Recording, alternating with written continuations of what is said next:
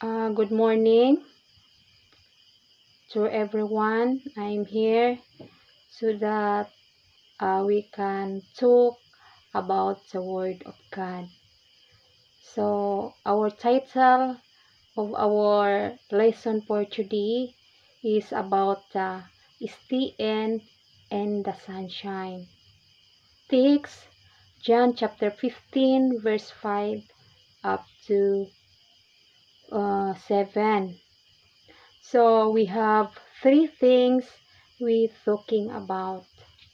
So the first one is keeping in God's love. What is keeping in God's love? So then second, keeping of God's will. What is the will of God? That is the great question in our mind. Okay? Third, keeping in God's command. What is the command of God? The command of God. Okay, later. So, the four things we talking about this morning, we take the first, keeping in God's love. What is God's love? According to the Bible, God is love. No? So God is love. So because God is love, stay in the sunshine, no?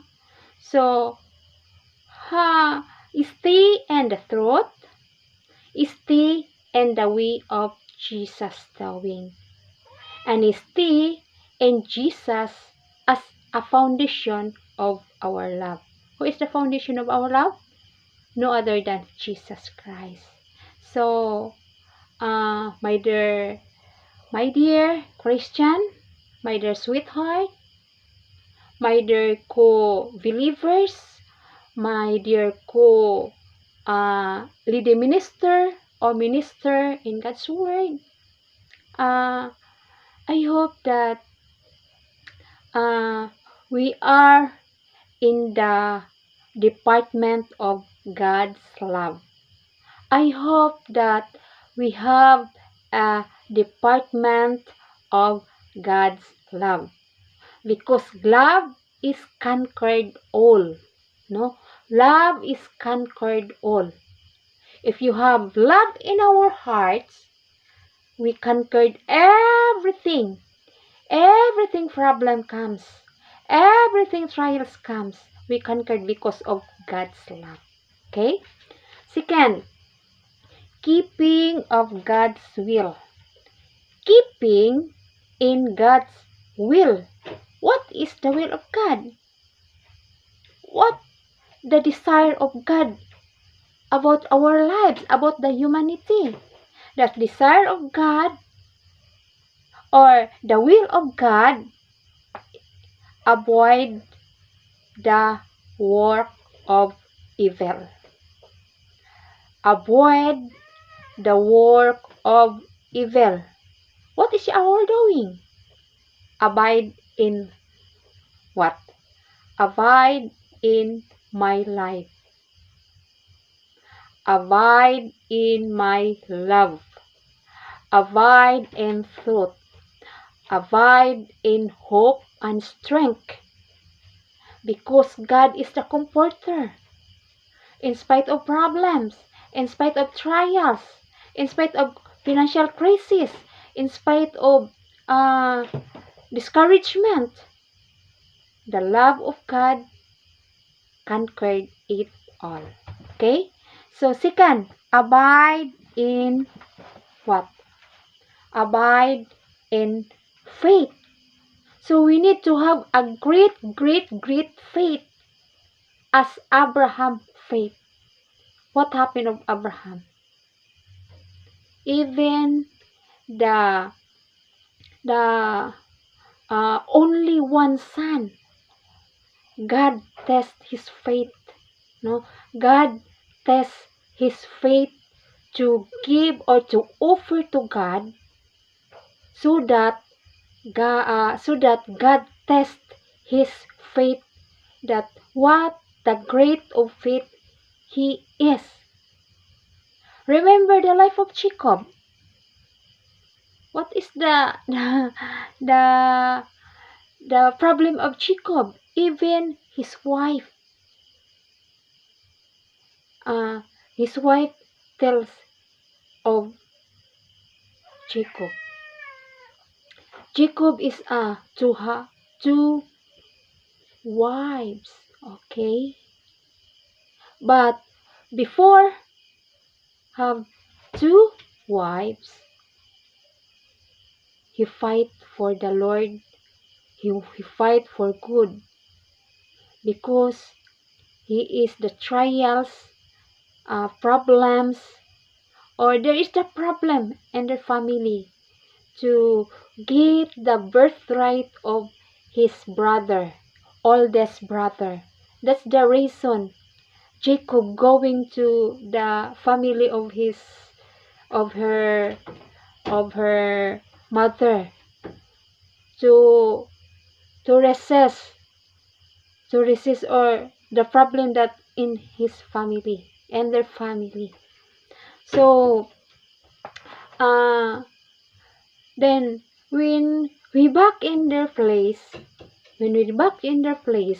Jacob back in their place because they are big family, no? Because they are big family, the family of Jacob. We have the two wives, and then before we back in their own place or the promise that God given to Jacob, he took that I fight the angel, no? He fight the angels. He said, I never stop to fighting you. No. I never stop to fighting you unless you promise and bless me. So that's the desire of Jacob heart. No, he never kanang fight the angel unless the angel promise to bless of Jacob while walking in the wilderness to back home. So, my dear sweetheart, sweeties, my dear believer, my dear co-Christian, my dear co-minister, we need to stay in Jesus as the foundation of love. No, we need to stay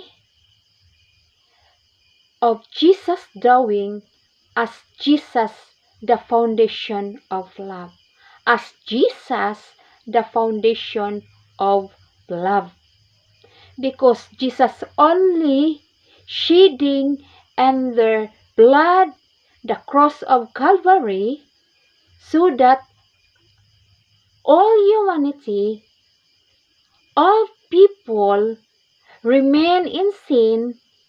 We need to receive him as his personal Savior and Lord.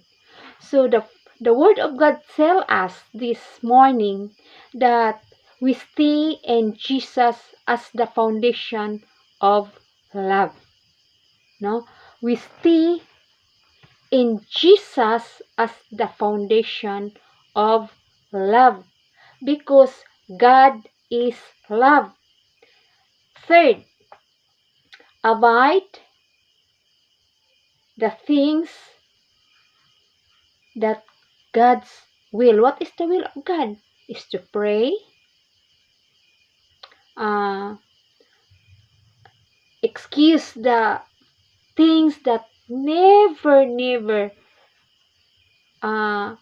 hurts the hearts of God. What is the things that hurts to God? Disobedience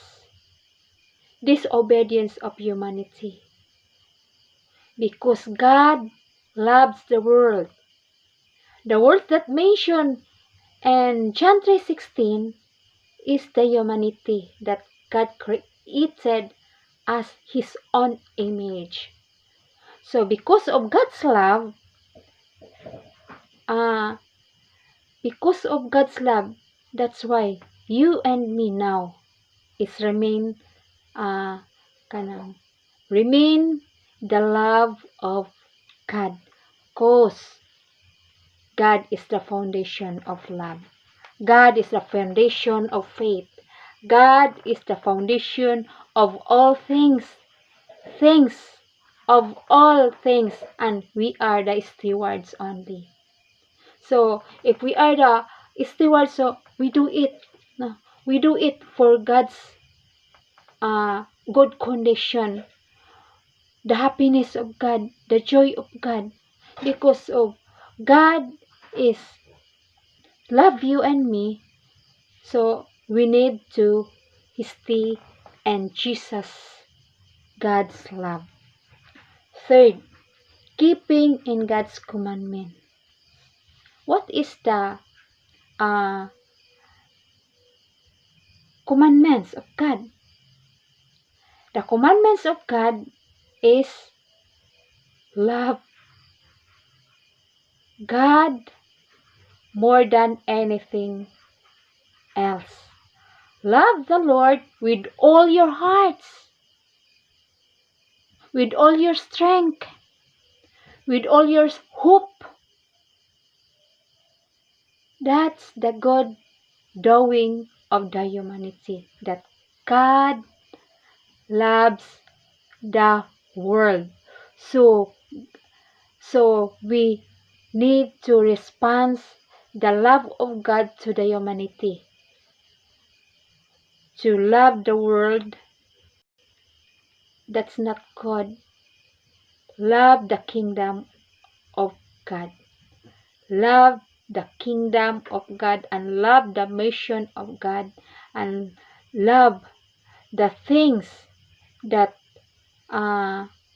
task or journey that we entrusted to everyone. No, so then love your enemy. How to love your enemy? Oh my goodness. How to love your enemy? But remember, that is the commandments of God. We need to love our enemy as you love yourself. Okay? We need to love your enemy even it hurts and sacrifices, but you do it because God loves you. Do it because God commands that you love your enemy. Third, love your brothers and sisters, your neighbors. Love the creation of God. Respect the creation of God. That because that is the commandments. No, that is the commandments. Millions, billions, or thousands, or hundreds promises of God because of love. So we need to do it because God is good in our life. God is good. Everything you've done, God is omnipresence because God is anywhere, everywhere. Okay, we cannot deny ourselves. We cannot deny the work of the Holy Spirit, because the work of the Holy Spirit is working to the hearts of all believers and have clean hearts. So, okay, so if you keep the commandments and avoid the love of God, you have fruitful. That is the promise. No? So you have a fruit of the Holy Spirit. And fruitful, what is you're doing? So God bless and good morning.